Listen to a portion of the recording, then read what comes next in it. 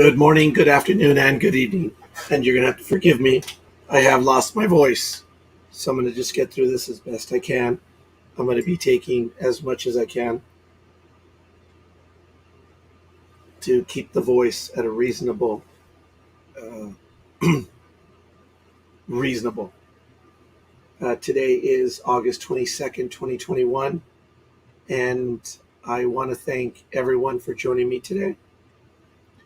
This is something that I've been wanting to speak about for the last few days, but it really hit home today. And the realization when it happened was when I decided to be on tonight. And I don't mean for this to be a political commentary, and I do not invite political commentary, but we know what has been happening the last few days. The images coming out of Afghanistan and Kabul, the international airport, they're harrowing, they're sad, and I have noticed on my own activity on social media and in the world. I've been out and about, and there's a sadness everywhere. And a lot of it is out of the images that happened this week. Some 40 years ago, in a jungle in Southeast Asia, we've seen similar images. And as a nation, we did not end, we did not cease, we did not fall or fail. We did not cease to exist as many thought we would. And in some ways, we are still paying the price of that time. But now we have the images, and I'm going to go to a few. Or let me back up a little bit. When I said there was no political commentary, we want to know where we came from. And it didn't begin here, but it's where we took our first steps to be involved in Afghanistan. You know the images.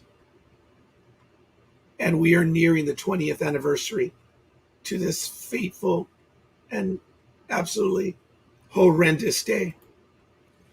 Sports Talk with the Guys is on Saturday mornings, and once or twice before, when the anniversary is at that time, we are not on. I do not see it as a thing that we need to do. It's we're irreverent, and while memorials are going on in New York, Sports Talk with the Guys is not on. And this 11th of September, we will not be on at that time. We never have programming on during the memorial hours. But this is not a commentary of 9/11. This is something that I've realized, and I'm noticing it. It is affecting all of us because it is us as a nation that is enduring this. I never served, and I do not pretend otherwise. But I know many people that do. Because I have friends and family, compatriots that have served, I have a reminder which I carry, and I was unable to find it today. I have a Navy ring, and people mistake me for being in the service because of it, and I readily correct them. It is not why I wear it. It is a reminder to me of what we are doing. The images that set me off this week were these. You recognize the ones. The one below is Saigon, and the one above is Kabul.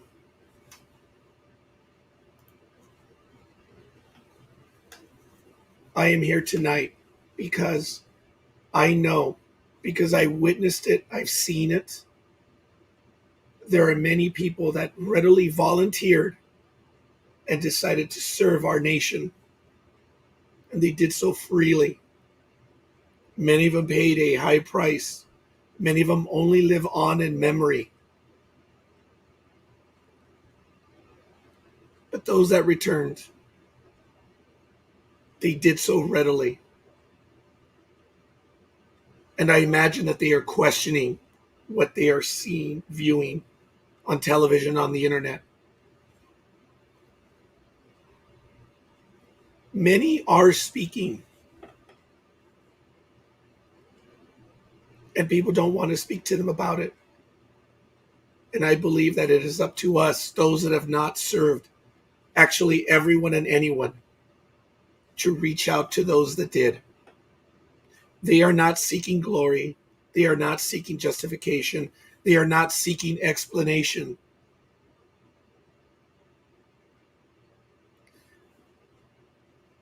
I do not know what they are seeking, but they are asking. And it is up to us to listen, to carry a conversation with them, not to challenge them, not to question why they did what they did, but to converse with them. And it doesn't matter political party, ethnicity. It does not matter socioeconomic background. They came home because they were asked. And when you see the images, they are questioning.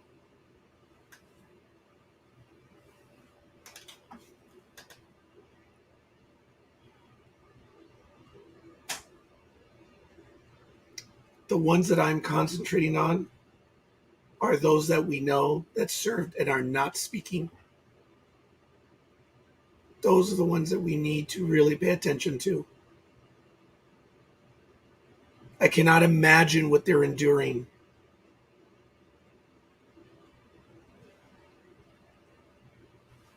Thank you, Drill Sergeant 66.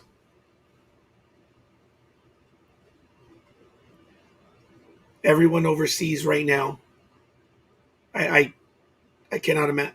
If I, as an American, am depressed and angered by the events that transpired, I can only imagine those that served. I spoke to two over the weekend, and I did my best to just shut my mouth. I go on and on and on. I speak too much. And they weren't asking me to define, they weren't asking me to give them reason. They wanted to speak to someone. And that was it. And that is a good thing. And again, they do not seek praise, they do not seek glory, but they wonder how the events transpired. And I imagine that will consume us for some time. It happened again. Saigon in 75 and now Kabul. This is not a political commentary. This is for us. We need to reach out to those that served and suffer in silence.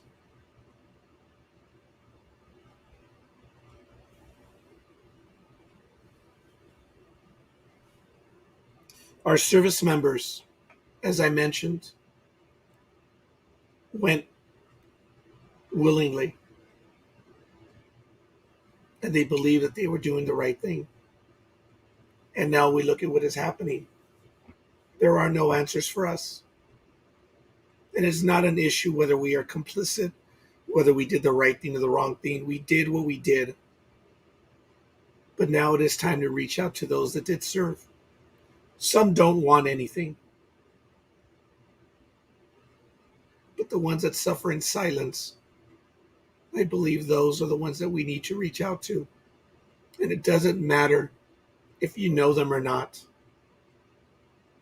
They just need to be acknowledged.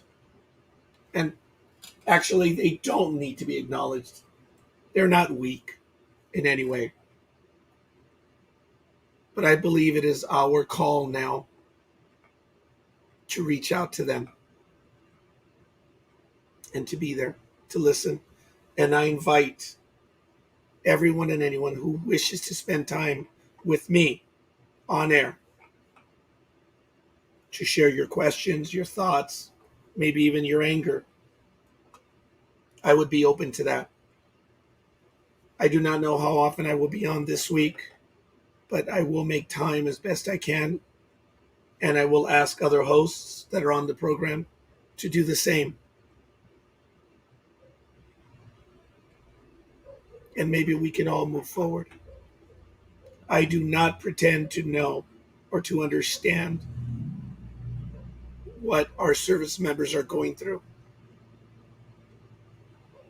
But I want them to know that I, along with millions of others, will.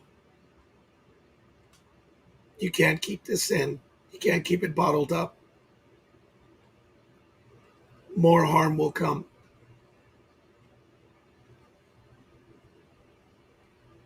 We need to let go of our beliefs for this time, whether it was right or wrong that we were over there. That's my east. That's my north. That's my west.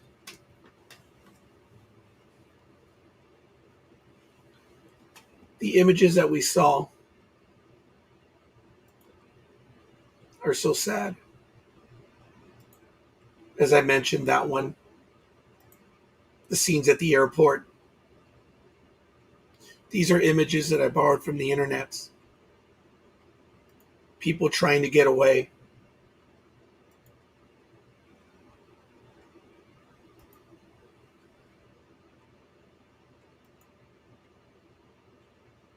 They're real. And we will not know what will happen to them. We only hope for the best. And I'm sorry that I bring these images back. But they are real people too.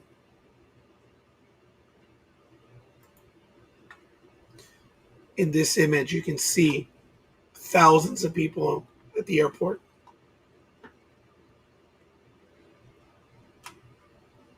It is something that we can do. We can do this together. We can help heal or not heal to help people move forward, both our service members and ourselves.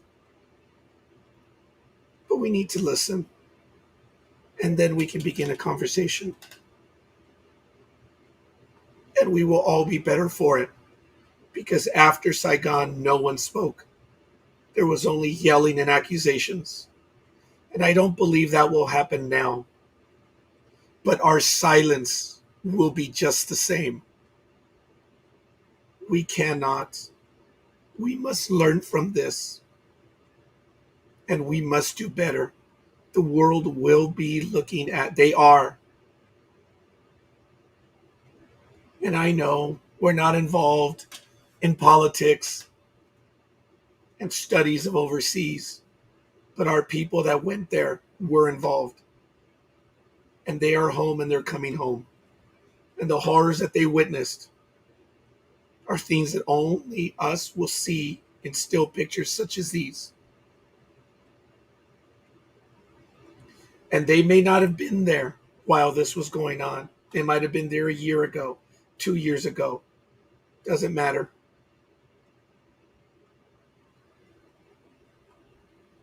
No one will have sympathy for us or for those that served outside of the United States.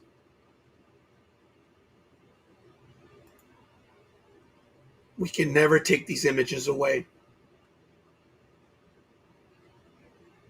but we can learn from them. And we can learn from them by taking care of our own. And I challenge you, as much as you remember that day, you need to remember this day. And you can do so not by leading a war cry or wanting revenge. You can begin by reaching out or reaching out or even reaching out. It's a simple gesture as that.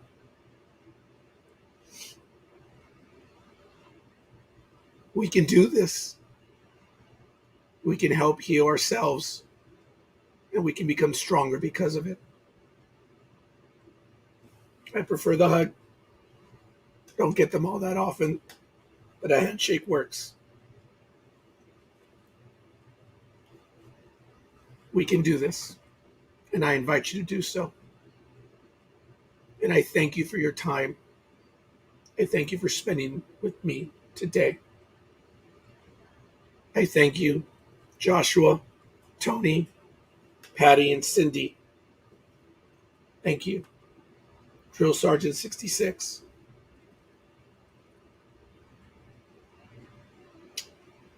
It's going to take some time, but we can do this, and we will. The US of A is not some quasi nebulous thing out there. It is us.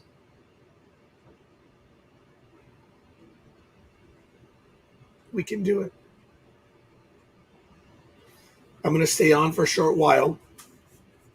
If anyone desires to join me, anyone who has witnessed the events and wishes to talk about it, anyone that served and wishes to have a conversation, I'll do my best to listen.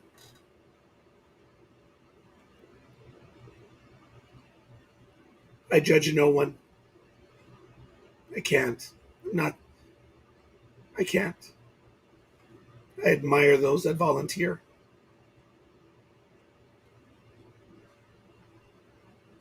I'm proud of them. If I were anyone to be in such a position to be, I am proud of them. I missed my opportunity. No excuses. I didn't go. I have friends and classmates that went, and I admire them. I respect them.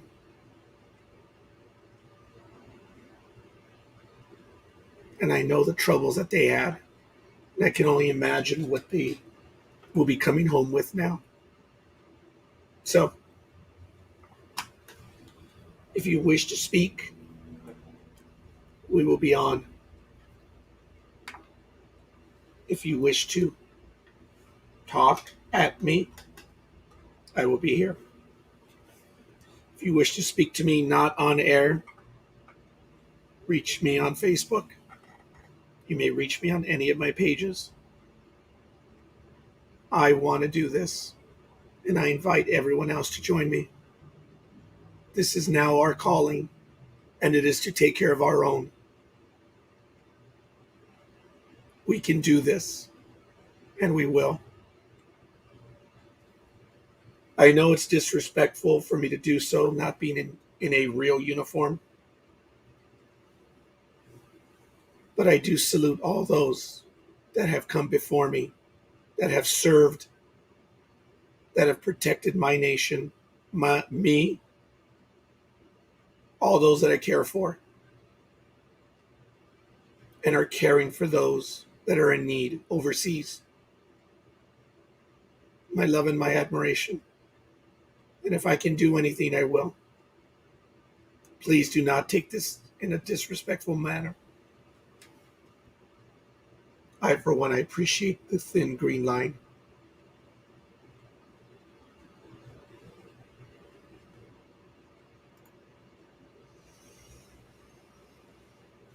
I thank you, Patty. I agree. They don't need our assistance.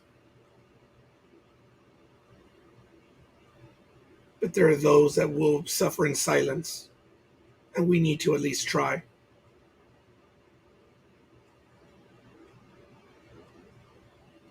And it's not only our nation. There are others that were involved. And we're not even speaking of the people in Afghanistan.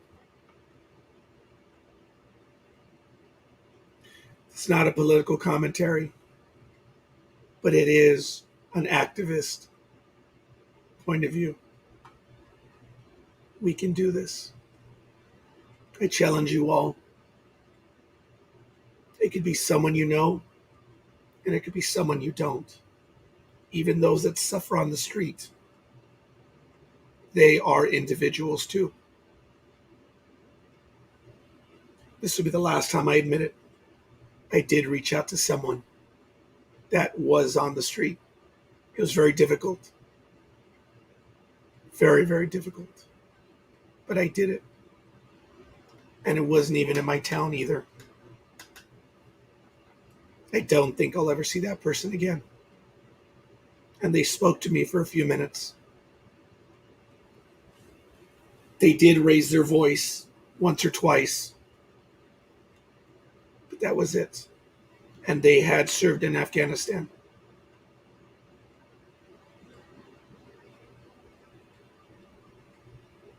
There are people out there.